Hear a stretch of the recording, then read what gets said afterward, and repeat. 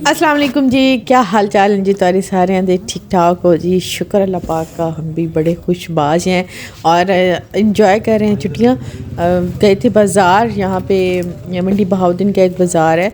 मेरी नंद तो कह रही थी कि चलते हैं किसी मॉल में, चलते हैं वहाँ पे कोई हाकिम मॉल है ऐसे। तो मैंने कहा नहीं। तो सब ने फिर सजेशन दी, नहीं बाज़ार चलते हैं। बाज़ार वैसे में बड़ा मज़ा आता है, मुझे तो बाज़ार में बहुत ही मज़ा आता है, क्योंकि ये तो हम शुरू ही से बाज़ार में शॉपिंग करते थे ना, तो हमें बाज़ारों की एक अलग ही रौनक लगती है। महंगी से महंगी चीज़ भी मिलती है, सस्ती से सस्ती चीज़ भी मिलती है, हर चीज़ मिलती है, देखने में हर चीज़ अच्छी लगती है। तो मुझे वैसे बाज़ार पर्सनली, मैं अगर किसी दूसरे सिटी जाऊँ ना तो मुझे बाज़ार बहुत अच्छे लगते हैं। तो अभी हम आए थे इनके बाज़ार, यहाँ से कुछ गिफ्ट्स लेके दिए थे फ़ातिमा की फूफो ने, मुझे और फ़ातिमा को। और बस कुछ खाना पीना हुआ, यहाँ की कुछ चीज़ें देखी। और यहाँ पे आ के ना तो दही भल्ले खाने को मेरा बड़ा दिल किया, क्योंकि सुबह नाश्ता करके ही निकले हैं। यहाँ पे हमारा स्टे तकरीबन 3-4 दिन का हो गया, गुजरात मंडी बहाउद्दीन वाली सिटी में तकरीबन 3-4 दिन का हमारा स्टे हो गया है।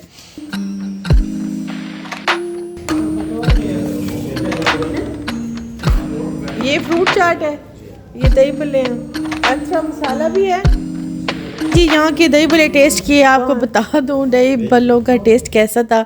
दही भल्ले वैसे अच्छे थे, मतलब बहुत अच्छे थे, टेस्ट अच्छा था। हल्की सी इसमें मीठी सी चटनी थी, और मसाला मतलब मसाले वाले कम थे, हम मसाले वाले ज़्यादा खाते हैं। फिर मैंने एक्स्ट्रा मसाला ऊपर से ज़रा अच्छा खासा छिड़का, धूड़ा मूड़ा क्योंकि हम लोग ना जब तक मसाले शसाले वाली चीज़ नहीं खाएंगे ना, हमें चैन नहीं आएगा। शायद सराइकी हैं इस वजह से।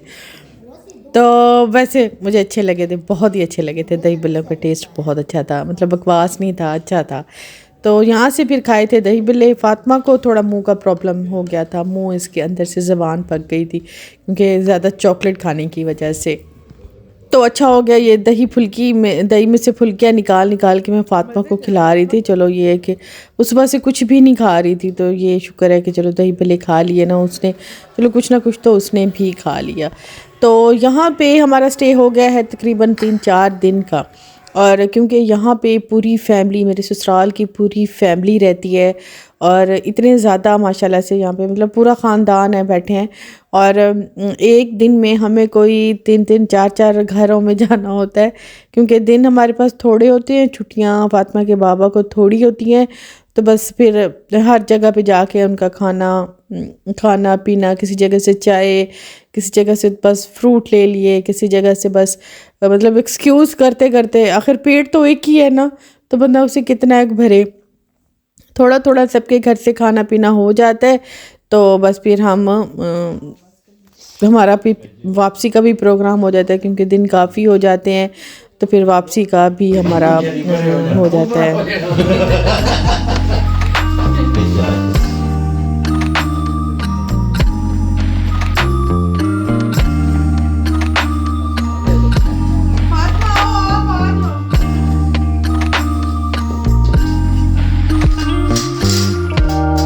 नाराज़ किसी को भी नहीं किया, सबके घर से हो लिया, मतलब एक दिन में कुछ 3-3 4-4 घर से हो लिया। तो बस खाना जो है ना वो एक ही घर में खाया, क्योंकि फिर मेन खाना होता है ना। बाकी सबके घर चाय, किसी के घर माल्टे, किसी के घर कुछ, किसी के घर कुछ।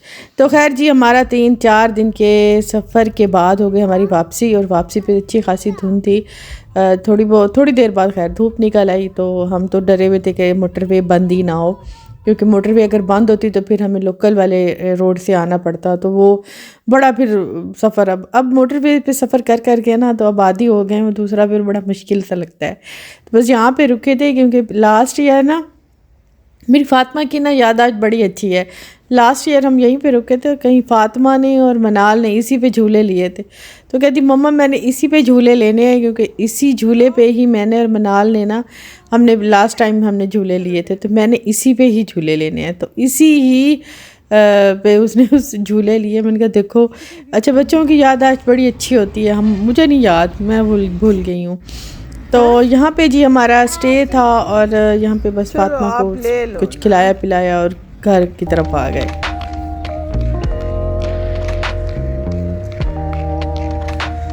सफ़र खैर कंफर्टेबल था, 5-6 घंटे का सफ़र था। हम इतनी देर में हम, क्योंकि हम अर्ली ही निकल पड़े थे, तो बस 5-6 घंटे के बाद हम घर आप पहुँच आए थे। मुल्तान में तो जी अच्छी खासी देखें धूप निकली हुई थी और बड़ा अच्छा, लेकिन ये है कि मौसम अच्छा था, लेकिन हवा को इतनी ठंडी यख थी और तेज़ हवा थी। आपको पता है कि सर्दी की जो हवा होती है ना, वो बड़े सर में दर्द करती है, हाथ पाँव ऐसे जमा के रख देती है। तो लेकिन धूप अच्छी खासी थी, धूप का असर खैर नहीं हो रहा था हवा की वजह से, वरना बड़ी अच्छी धूप थी। तो बस अभी घर पे आ गए हैं और घर की रूटीन, मैं तो बस घर को देख, घर को बड़ा बंदा मिस करता है, जब बाहर जाता है ना घर को बड़ा बंदा मिस करता है। तो बस अभी घर के काम शाम देखती हूँ और अपनी रूटीन लाइफ स्टार्ट करती हूँ।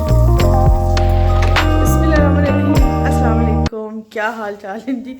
अच्छा, चादर का कलर कोई इतना डार्क वाला वो वाला आ रहा है, मतलब शॉकिंग पिंक वाला आ रहा है कि ऐसा नहीं है, ये मैरून कलर है, डार्क मैरून कलर है चादर का। तो बस रात हम वापस आ गए थे और अभी उठी हूँ, सुबह का टाइम है। सुबह तो नहीं है, काफ़ी टाइम हो गया, क्योंकि सुबह मैं नमाज़ पढ़ के ना, तो बस मुझे इतनी थकावट थी, मैं दोबारा सो गई थी। तो फिर लेट आँख खुली, घर आके ना जो अपने बिस्तर पे सुकून आता है ना, वो कहीं पे भी नहीं है। मतलब 3-4 दिन वहाँ रही हूँ, वहाँ पे भी अच्छी नींद आई है, ये नहीं है कि अच्छी नींद नहीं आई, लेकिन फिर अपने घर वाली एक और बात होती है ना। तो बस अपना घर तो फिर छोटा सा भी जन्नत होता है। तो बस अभी आके घर के काम काज स्टार्ट किए, क्योंकि जी बेटा, तो आज ना मौसम इतना ख़राब है, इतनी हवा साएं साएं चल रही है। फातिमा की वहाँ पे ज़रा तबीयत ख़राब हो गई थी, कार्टून लगा के दिए, ये ज़रा अपनी स्टडी करेगी, क्योंकि छुट्टियाँ तो मिली हैं लेकिन स्टडी इसकी कंप्लीट नहीं हुई, बस थोड़ा सा टाइम रहता है, तो अब इसकी स्टडी तकरीबन कंप्लीट कराऊंगी। नाश्ता बनाया है, इसको भी ज़रा अच्छे से साफ़ करती हूँ, लेकिन सबसे पहले जो है ना मुझे टेंशन कपड़ों की, क्योंकि कुछ कपड़े मैं रख के भी गई थी और कुछ कपड़े जो साथ में हैं मैले वाले वो भी लेके आई हूँ।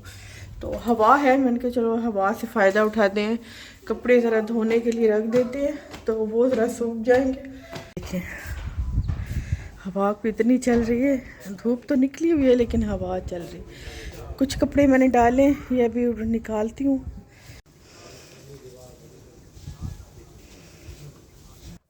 देखा हवा कितनी तेज़ तेज़ चल रही है, ठंडी ठंडी चल रही है, और धूप खैर बहुत अच्छी निकली है लेकिन लग नहीं रही।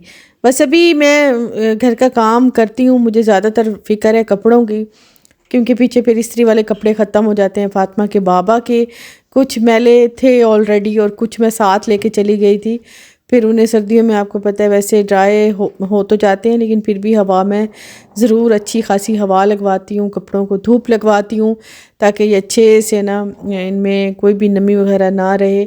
और आपको पता है कि सर्दियों में हल्की सी भी कपड़ों में नमी रह जाए ना, तो स्मेल सी आ जाती है। तो मैं फिर जितनी मेरी कोशिश होती है कि मैं कड़क वाली धूप लगवा लूँ, हवा लगवा लूँ। आज हवा थी तो मैंने सोचा कपड़े में वॉश कर लूँ, क्योंकि फिर हो सकता है कि बादल बन जाए या बारिश का मूड बन जाए, तो फिर उनमें कपड़े नहीं अच्छे साफ सही से ना सूखते नहीं हैं और नमी सी रह जाती है। फिर जब नमी रहती है कपड़ों में फिर हल्की सी स्मेल सी आने लगती है, तो वो तो बिल्कुल ही अच्छी नहीं लगती। इस वजह से फिर मैंने सबसे पहले मैंने सोचा कि चलो कपड़ों का काम ही कर लेती हूँ।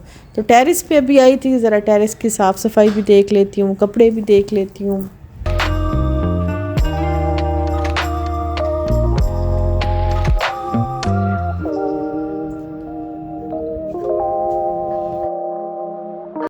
अच्छा, अच्छी खासी 3-4 दिनों की सैर शुरू हो गई ना, थोड़ा बंदे में एनर्जी आ गई है और ज़रा अब लगता है ना जैसे साफ साफ नज़र आ रहा है।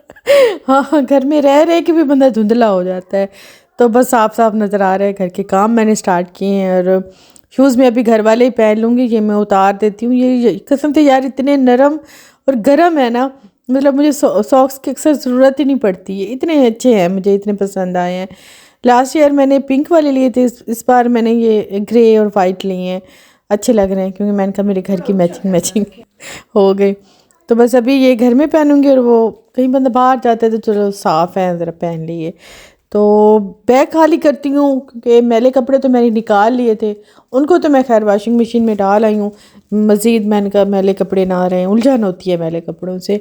और कुछ जो कपड़े लिए थे ना वहीं से ही फातिमा की फूफो ने लेके दिए थे, तो वो भी बाहर निकाल रही हूँ। ये फातिमा के सूट्स हैं और एक दो मेरे सूट्स हैं, रुमान के हैं, मेरे हस्बैंड के हैं।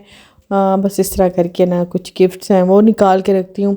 अपने तो शिलिंग करके मैं टेलर को भी दे आती हूँ, क्योंकि यार जितने कपड़े सिलवा लो ना, पता नहीं क्या लगता है कि बस कपड़े हैं ही नहीं।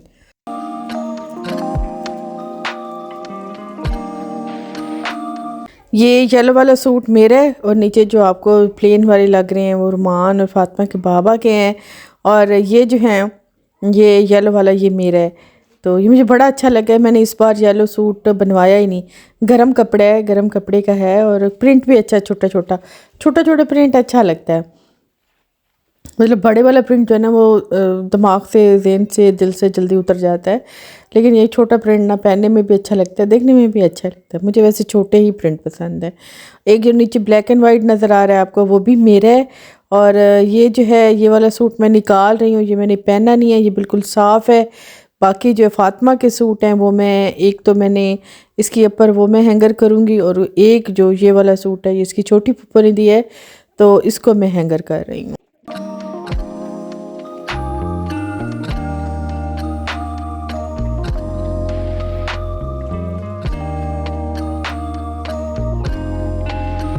बैग को मैं बिल्कुल ही खाली कर दूंगी। जो धुले हुए कपड़े हैं वो भी निकाल लेती हूँ, उनको मैं अलमारी में रख दूंगी।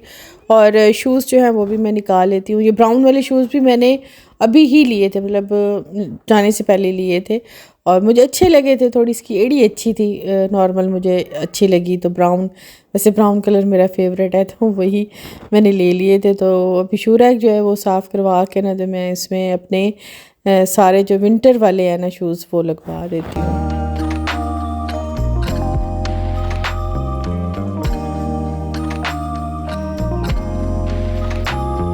आज सारा दिन मेरा थका देने वाला दिन था और शाम में मैं ज़रा फ्रेश हुई थी, क्योंकि मेरे फातिमा की मुंह में छाले हुए ना, तो मेरे हस्बैंड के भी हो गए। मतलब दोनों बाप बेटी को ना एक ही टाइम में एक ही चीज़ ने अटैक किया। तो फिर मैं यहाँ पे ना बना रही थी सूजी का शीरा, नहीं होता जो मतलब पतला पतला सा, देसी घी में एक दो चम्मच देसी घी लेके उसमें सूजी हल्की सी भून के, तो उसमें ना गुड़ वाला शीरा पका के ना वो डाल दें, तो वो पतला पतला सा होता है। तो मेरे हस्बैंड को बड़ा पसंद है, तो वो फिर मतलब जैसे सूप कह लें, तो वैसे सूप के साथ पीते हैं। तो वही बना रही थी यहाँ पे मैं।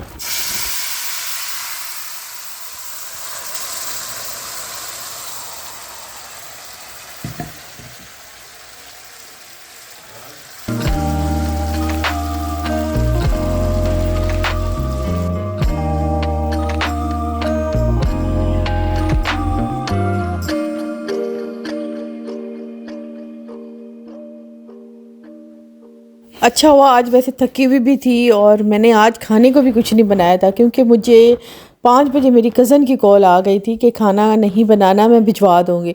इस वजह से फिर खाना आपको आज के मेरे व्लॉग में नज़र ही नहीं आया होगा, क्योंकि उसने खाना भिजवा दिया था। तो उसकी बच्ची की ना बर्थडे भी थी, तो केक भी उसने भिजवाया और फिर खाना भी भिजवाया। खाने में क्या क्या है ये मैं आपको अभी दिखाती हूँ। ये तो खैर रोटियाँ हैं, उसने रोटियाँ भेजी थी, राइस थे और सालन था।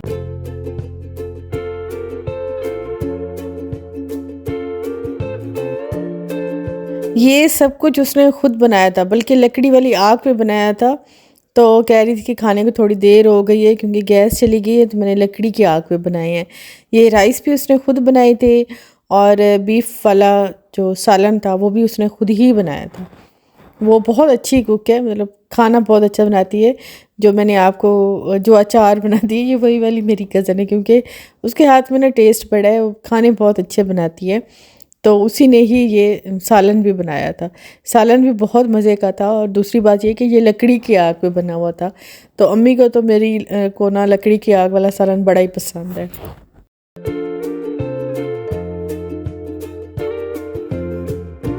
मेरी आज की वीडियो भी यहीं तक है। इंशाल्लाह जी नेक्स्ट में जल्दी मिलेंगे। वीडियो मेरी पसंद आ जाए तो प्लीज़ लाइक कीजिएगा। थैंक यू जी, अल्लाह हाफिज़, बाय बाय।